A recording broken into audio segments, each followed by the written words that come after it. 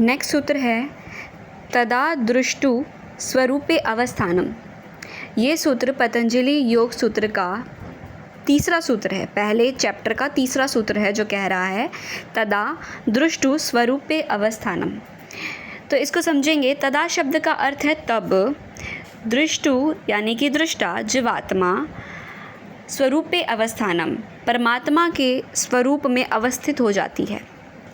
तो मैंने आपको पहले भी बताया था कि जब आप पतंजलि योग सूत्र को स्टडी करें और तो आपको एक परसेप्शन अपने दिमाग में ये रखनी है कि आपको महर्षि पतंजलि आपको ही ये स्वयं खुद ज्ञान दे रहे हैं।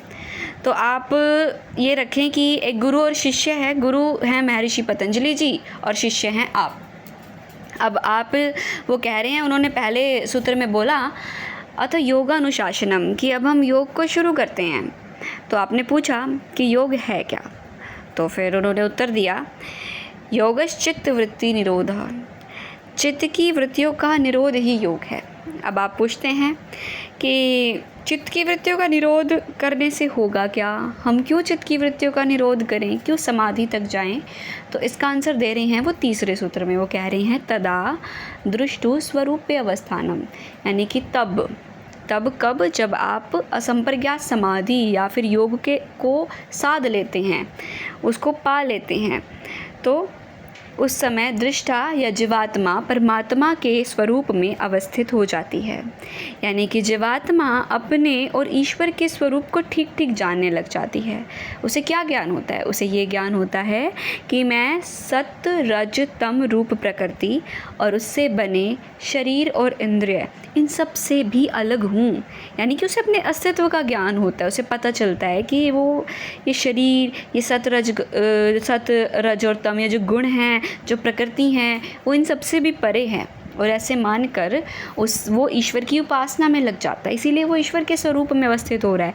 क्यों? क्योंकि ईश्वर की उपासना में लग जाता है और शरीर में होते हुए भी वो मोक्ष की अवस्था या फिर समाधि या कैवल्य की अवस्था तक पहुंच पाता है।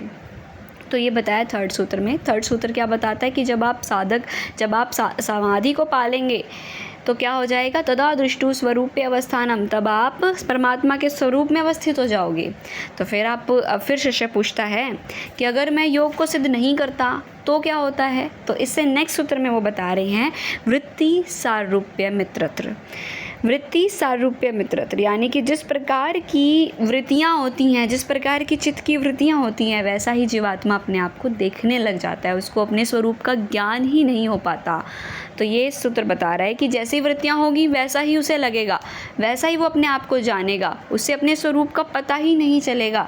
तो ये क्या है? अगर योग सिद्ध नहीं होता तो क्या होता है? वृत्ति सारूप्य मित्रत्र की जीवात्मा अपने आप को, स्वयं को वृत्तियों के अनुरूप ही समझने लगता है।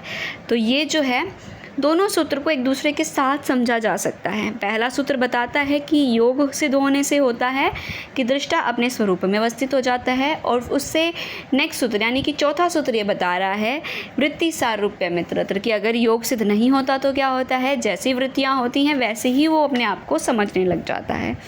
और वृत्तियाँ क्या है? वृत्तियाँ क्या है कि जो भी जीवात्मा के मन में फ्लक्चुएशन हो रही हैं, जो उसके चित्त में फ्लक्चुएशंस हो रही हैं, वो वृत्ति हैं। जो भी उसको ज्ञान हो रहा है अपने चित्त और इंद्रियों के माध्यम से, जो भी वो ज्ञान जीवात्मा को प्राप्त हो रहा है, उस ज्ञान को वृत्तियाँ नाम दिया गया है।